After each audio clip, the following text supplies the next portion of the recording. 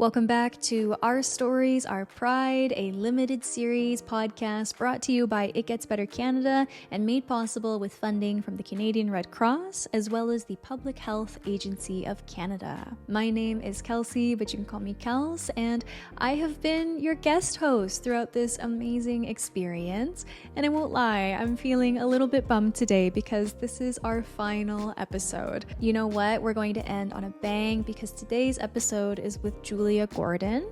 Julia uses they, them pronouns, and they are living in Lloydminster, Alberta. Now, Julia was actually, I think, in grade 9 at the start of COVID. And when we had our conversation, they were a month out of graduating from high school. So the majority of their experience of high school had been during lockdowns and had been during the peak of the COVID-19 pandemic. I had such a wonderful, wonderful time chatting with Julia, and I hope that you enjoy our conversation as much as I did. This is the final episode of Our Stories, Our Pride.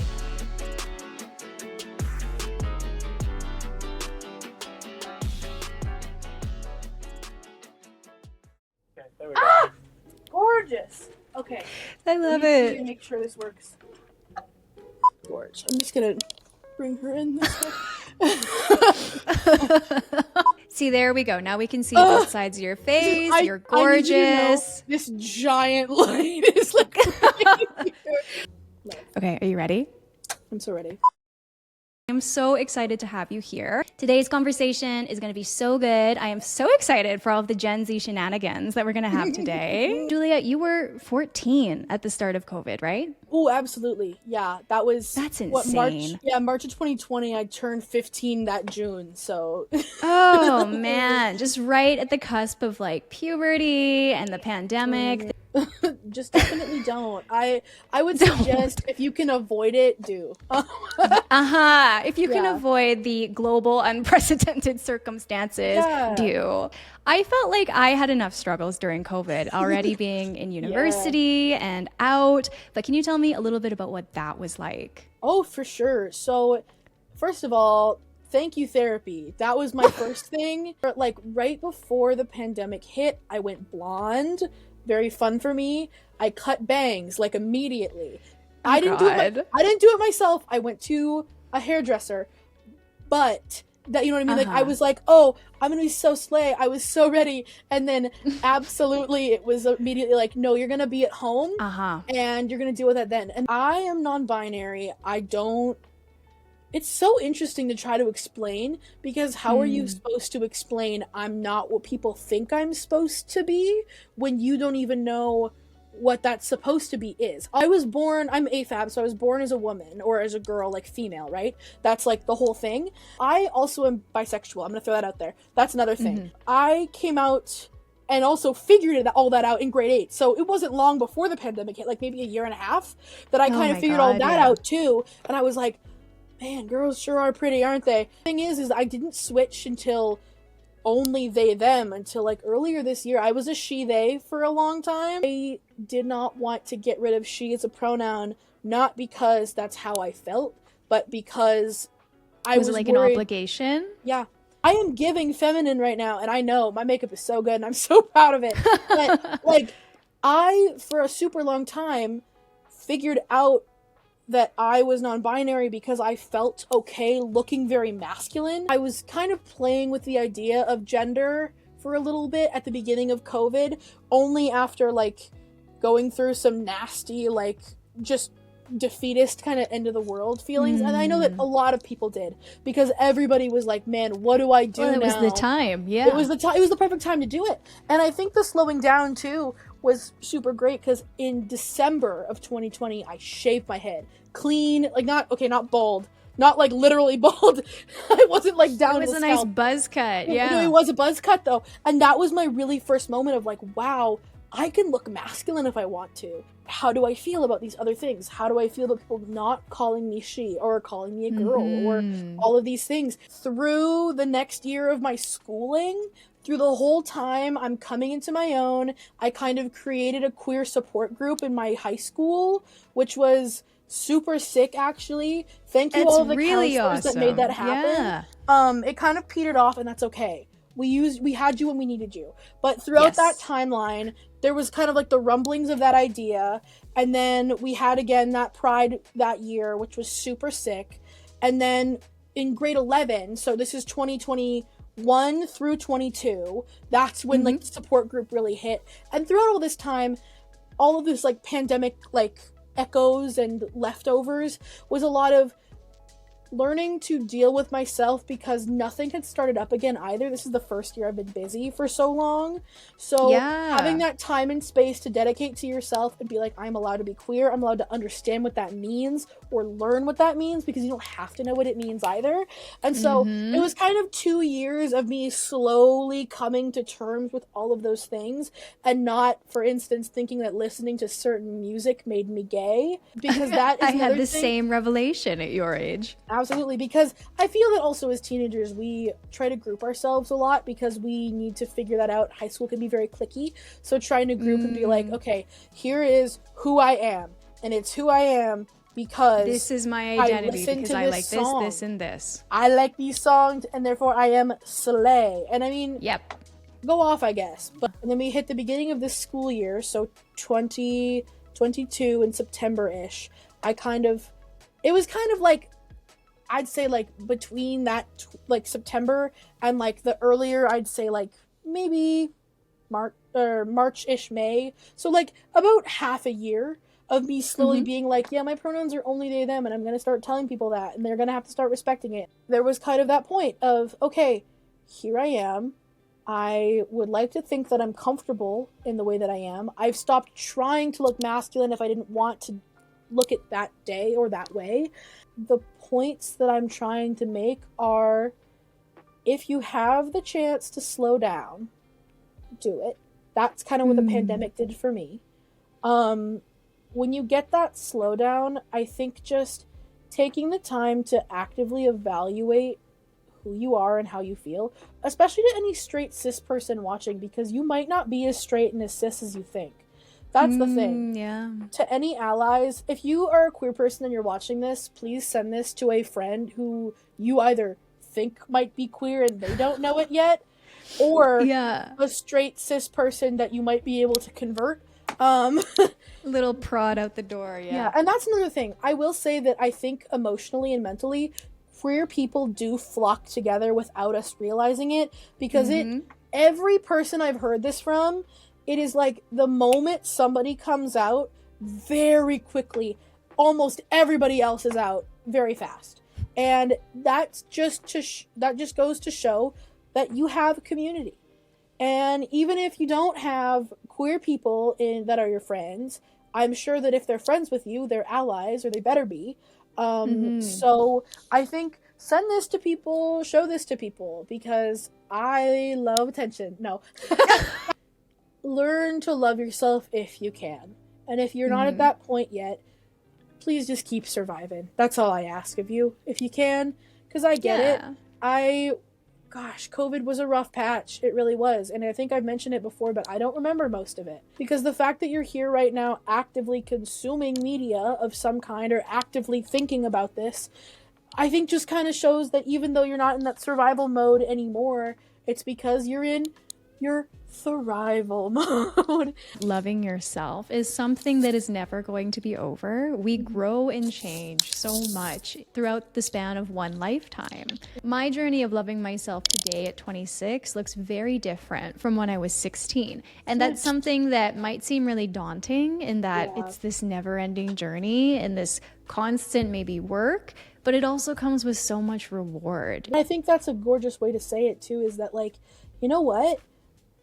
Little me at the beginning of the pandemic, like, if I told them or even just showed them who I am right now and how I feel, it's like giving a warhead to a Victorian child. Like, they would explode. That kid would not exist. Not the direction I thought you were going to take that, but I love it. And it never is. But that's the thing, right? Is like, if I try to tell myself this person I've been talking about this whole time, who weirdly enough isn't me. And that's the thing, is they were me, but they're not me. Because I know, it's like a knowing where you come from thing, where I know where I came from, but they are not who I am now. And I think that's another thing too, is a lot of what I do, I do it for them. Not even just the one at 14, but I'm more so mean, like, because even that version of me was out in a way. There is a sad little version of me from the ages of, honestly, truly 5 to 12 at minimum, that needs me to be who I am now. Though I am they now, she needs me now. You know what I mean? Like, okay, come for me with the emotions. Jeez. No, but seriously, like, this is so cool to see you be this confident and full of a person in your own identity, in your queerness. Like, that's something that just was not in the cards for me until I was in my early 20s. So you've already got this head start. And even though there are these similarities between us, that is the biggest difference that I couldn't be happier to see. It's like the opposite of intergenerational trauma. It's like healing. Nature is healing. Nature, not the planet. The planet's screwed. It seems like COVID really gave you the space to learn who you are. Yes. And so can you share maybe some of the tools throughout that time that really helped you take care of yourself and maybe get closer to these realizations about your gender and sexual identity? One thing, well, not one thing, there's a couple things. First thing, dramatically change the way that you look. I am in fact, when you were talking about hair and like cutting your hair is fashion and queerness. Yes, no, hair is so culturally significant, not just to me in a queer way, but to a lot of people in like a racial way. All over the world. Now, I don't have that. I am as white as they come, girl. But that doesn't, but like, you know what I mean? So like hair journeys are so important. Oh, I can't explain how important they are to me, because like I said, one of the biggest moments of me really figuring it out was like, I buzzed all my hair off. Dramatically change the way you look, dramatically change your wardrobe. Wear something completely different than you normally would. If your style is kind of more like cottagecore, like flowy, dressy, go full grunge. Next, I'm gonna add appearance. So I think it's fun. Emotional appearance, because I don't know. What do you mean by emotional appearance? I'm intrigued. I am too, because I don't know what that means 100%, but I kind of do understand a little. We're learning together. We're learning together. Emotional appearance is change your entire social demeanor, and that I think is fun, because you know what? I used to be super plugged in. Change. If you are super plugged in with people, unplug yourself completely. I know that seems a lot. But you know what I mean? Like, find different crowds, talk to different people. If you are an adult and you are in like different circles where like you kind of like find your people, from what I understand, join a club. What you're describing of trying something totally new and having the freedom to do that. I had that experience in coming out actually in Lethbridge after I moved away from Bonnyville and moved here, and nobody knew me. It was having that whole trying on something new experience. What's really special about what you're doing here with what you're pointing out is you're showing the resources and ways that you can do that while you're still in a small town. Yes. Well, I think that's the thing too, is that, listen, let's face it, I love queer people, but we're always kind of, well, not always, but we've very often been on the outskirts and probably are going to be until it becomes better integrated into our society. So you know what? Find other weirdos. That's exactly it. Nerds stick together, baby. Like, we're gonna find each other and we're going to do very well, because you always do better when you've got somebody in your corner. So like I said, go to a library. I don't know. Even if it's weird, talk to somebody new at school you've never met before. That sounds like a nightmare to my anxiety, but I would do it anyways. And that's how you do it. Is, I think that's the idea of stopping cringe. If you are just so bold and so go for it, you're gonna figure it out. You're carving your own path. So yeah, I guess to recap, physical appearance, emotional, social appearance, and I think the third and we're listed. I'm gonna call it internal or psychological appearance, because I like this kind of appearance theme going on. Yeah. For anybody who is hearing you describing, you know, pushing your comfort zone, there are ways that you can do that without having to talk to people. Yeah, I'm so sorry. I get it. I just talk a lot, so I'm good to know. No, that's okay. Like, what I just want to point it out, because COVID, I think, was really great. Yes, exactly. For that one point of online connection. Final point would have to be like a psychological, internal appearance. Therapy, wellness. Yeah, therapy, wellness. I also think envision your mental state as a human being. It's yourself. Think of yourself as a human, like in your mind, like you've got like a Bitmoji as a person, right? In your brain, something like that. You are a Sims character. You need to feed yourself. You need to water yourself. Go to the bathroom. Do things you enjoy. I think that's the thing. The biggest thing about being queer, especially in unprecedented times, or whatever it is you want to call them. Dun, dun, dun. Dun, dun, dun. But not even just because of COVID, but also because legislators are trying to be icky. I will say, do what makes you happy. Go to therapy, like better your brain, and at the same time, do things that makes you happy if you can. Because I get sometimes that you can't.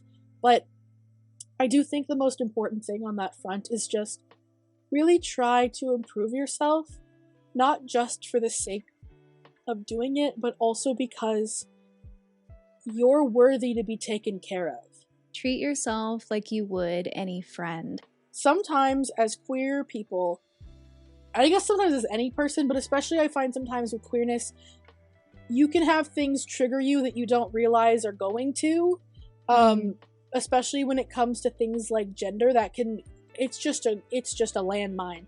So sometimes you've got to not only give yourself that grace, but you need to remember when you're feeling really, really bad to do things to take care of yourself. Eat, drink water, go take a shower. Please, I'm begging you. A little bit of kindness is what you're saying, in the sense that, like, especially during something like COVID, people need a little extra. But yeah, I think my biggest thing is if you have enough. Listen, I was an anxious kid, so I got the water in your bucket metaphor of like mental health and stuff. If you have enough water in your bucket that you're gonna be safe for a while, spoon some out, baby. Give some to other people. If you were to go through something really stressful, like COVID again, what are some of the resources that you wish or you would need to make that time easier? Yes. Oh my gosh, libraries. I don't get to go as much as I want to, but libraries are really cool. They're very public. You get to learn, you get to read. Escapism is honestly if you have to read something or watch something or do something to get rid of that kind of ick in your head for a little while, do it. Whatever you can. And to summarize our time together, I think that we've talked about the 3 points that you had mentioned, yes. But really, I think the key underlying theme here has been how you can take control for yourself and display what we call agency. So your own kind of free will to make the best of your situation, even when, say, the world feels really funky and crazy because of COVID. There are ways that you can take action for yourself to connect with others, to find community, and to find safe spaces, whether it's at a library or through an online community like Fandom. If you don't know anybody that's in your corner, I'm in your corner. And it's mostly spiritually because there's not much else I can do, baby. But I'm here. Know that I love you. If you're queer, if you're not queer, but a little bit extra if you're queer because I love you. Thank you so much for joining us today, Julia. In the time that we have left together, do you have any social media or anything that you want to share with the audience if they want to keep in touch with you? I will give you an Instagram. It is the only public one I have, and I sing on it sometimes because again I'm an art kid. I might have to get rid of some of those lives. I have some old lives of me reading Twilight to my friends, and I might get rid of them, but that's gay. Or it's Julia_sing_spam. Here we go. Here, I got the name. What a journey, my friends, to be able to have 3 amazing conversations with 3 spectacular individuals. Thank you to Julia for sharing their experiences, for their vulnerability, for their humor, and for their propensity for queer joy. And we also can't finish without thanking our donors once again, the Canadian Red Cross and the Public Health Agency of Canada. Since this is our final goodbye, I'm actually really sad, but since this is our final goodbye, my friends, if you want to keep following along with me, you can listen to Queer in Alberta basically anywhere that podcasts are available, and that first season 1 for Tell a Story Hive will be available on Optic TV. My TikTok is @_Kelsifer, KELSIFER. My Instagram is the same, just one more underscore, and the YouTube is Queer in Alberta. Stay loud and stay proud. I will see you soon. Bye. Thanks for having me.